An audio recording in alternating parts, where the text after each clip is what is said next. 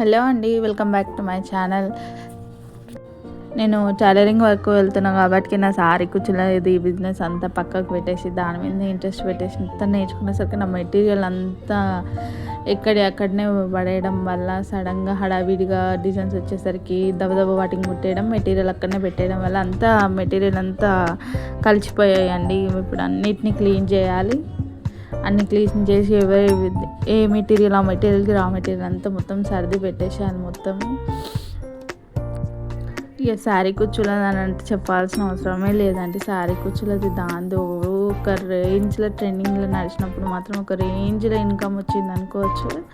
But ఇప్పుడైతే చాలా వరకు శారీ కుచ్చులది తక్కువైపోయింది. ఎందుకు తక్కువైపోయింది అని అంటే చాలామంది ఎవరి ఫోన్లలో వాళ్ళే చూసుకొని వేసుకోవడం, ఏమైనా డిజైన్స్ ఉంటేనే మాలాగా ఇట్లా డిజైన్స్ వేసే వాళ్ళకి ఇస్తారు తప్ప నార్మల్గా ఏమైనా వేసేది ఉంటే మాత్రం వాళ్ళే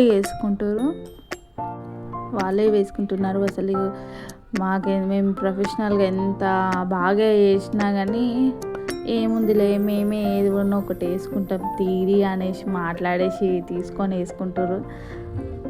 ఇక లేకపోతే ఇంకొక పెద్ద రీజన్ ఏంటిదని అంటే, నువ్వు ఇంత రేటు తీసుకుంటున్నావు, అక్కడ ఆమె తక్కువ వేస్తుంది, నీకంటే తక్కువనే వేస్తుంది అని చెప్పి మళ్ళీ ఆమె అంత వేస్తుంది నువ్వు ఇంత ఎందుకు తీసుకుంటావు, నువ్వు ఇంకెంత తక్కువ చేయి అని అట్లా కొంతమంది అట్లా కొంచెం గిరాకీ తీసుకోవడమే బంద్ అయిపోయింది. నేనైతే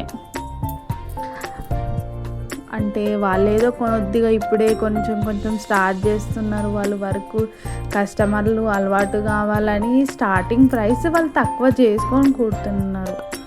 అట్లా అని మనంని కూడా తక్కువ చేసుకోమని అంటే వాళ్ళకి పడుతుంది. అఫ్కోర్స్ వాళ్ళకి వర్క్ కావాలి మళ్ళీ, కాబట్టి కస్టమర్స్ని అట్రాక్ట్ చేసుకోవడానికి వాళ్ళు తక్కువ తీసుకుంటారు. కానీ నిజం చెప్పండి, అసలు అట్లా తక్కువ తీసుకున్నంత మాత్రాన మీకేమైనా పడుతుందా? వాళ్ళు మళ్ళీ రావాలని చూస్తారు కానీ వాళ్ళు మళ్ళీ రారు. వాళ్ళకు నచ్చిన డిజైన్స్ నువ్వు వేయగలిగితేనే నీ దగ్గరకు వస్తారు తప్ప నువ్వేదో మంచిగా వేస్తున్నావు అని రారు. వాళ్ళకు రేట్ రీజనబుల్గా ఉంది కాబట్టి నీ దగ్గరకు వస్తున్నారు. నువ్వు ఏం చేస్తున్నావు, నీకు పడిన దానికంటే ఇంకా తక్కువకు నువ్వు వేసి అది నీ వల్ల ఇంకొకరు లాస్ అవ్వడమే తప్పించి ఇంకోళ్ళు బాగుపడు. ఎస్, మనం హ్యాండ్మేడ్గా కుడుతున్నాం కాబట్టి కొద్దిగా మన ప్రైజెస్ మనకు ఉండాలి. అది వాళ్ళు తక్కువ చేయమని అంటే ఒక 10 రూపాయలు తక్కువ చేయాలి తప్పించి మీరు 50కి 50 రూపాయలు, 100కి 50 రూపాయలు సపోజ్ ఒక డిజైన్ నార్మల్గా థ్రెడ్స్ వేస్తే 150 రూపీస్ తీసుకోవాలి. ఎందుకు అనంటే థ్రెడ్స్ మీకు పడతాయి, వాటిని దారం మీకు చుట్టానికి పడుతుంది. మీకు వాటిని అన్నిటిని గమ్ ఊకేనే రాదు, జరీ దారం ఊకేనే కాదు, వాటికి నీడిల్స్ ఊకేనే రావు. వాటికి ఒక బీట్ వేస్తే మళ్ళీ అవి వాటికి ఊకేనే రావు. మీరు 150కి థ్రెడ్స్ వేసి కుట్టితేనే కొంచెం మీకు అమౌంట్ ప్రాఫిట్ ఉంటుంది. ఎందుకంటే 50 రూపీస్ మీ మెటీరియల్ ఖర్చు పోయినా 100 రూపీస్ మీ చేతులు ఉంటాయి. కానీ మీరేం చేస్తారు, బీట్స్ వేసి అవన్నీ 2-3 బీట్స్ వేసి 150 తీసుకుంటారు. అసలు ఎట్లా వర్త్ అవుతుంది మీకు? అసలు నాకు అర్థం కాదు. ఫ్రమ్ మార్కెట్లో ఎవరున్న ప్లేస్లో బట్టి అక్కడ ఉన్నారు కాబట్టి వాటికి రేట్స్ ఫిక్స్ చేసిర్రు. మనం అలా రోజు వెళ్తున్నామని షాప్ అయినైతే మనకు బీడ్స్కి థ్రెడ్స్కి అయితే తక్కువ చేసి అయితే ఏమి ఇవ్వడు కదా. మనం కూడా కొంచెం ఆలోచించాలి. కొత్తగా స్టార్ట్ చేసినాం, 10 రూపాయలు తక్కువకు తీసుకోవాలి కానీ మనము 10 రూపాయలు తీసుకొని మనం లాభపడాలి అనుకోవాలి. కానీ మన డబ్బులు మనమే చేసుకుంటే ఎలా? మనం కష్టపడిన దానికి మనం తీసుకోవాలి అనేది నా అభిప్రాయము. ఇక దానికి మీ ఇష్టం, అది మీది. నేనేమనుకుంటున్నానంటే మనం కష్టపడింది నాటు శారీ కుచ్చులు అనగానే అందరూ ఏమనుకుంటారు, అమ్మ ఒక్క చీరేసే వీళ్ళకు కూర్చున్న జాగాలకి వెళ్ళి 300-400 ఇస్తారు, ఎంత అంటే అంత ఇచ్చేసిపోతారు వీళ్ళకు డబ్బులు అనేసి అనుకుంటారు.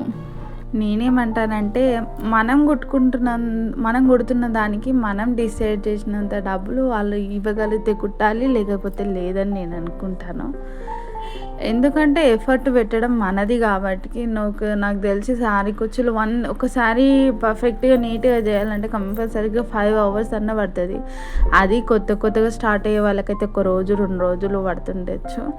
కానీ బాగా అలా ట్రైన్ అయిన వాళ్ళు మాత్రం చూడొచ్చు. ఈ రోజులో 5 గంటలు అవుతాయి. ఓకే. నేను చాలా సంవత్సరాల నుంచి చేస్తున్నా కాబట్టి నాకు ఒక 1 అవర్ శారీ కుచ్చులు నేను వేసేస్తాను. మొత్తం ప్రిపేర్ చేసుకుంటా, అన్నీ రెడీ చేసుకుంటూ వెళ్తా. వన్నిటికి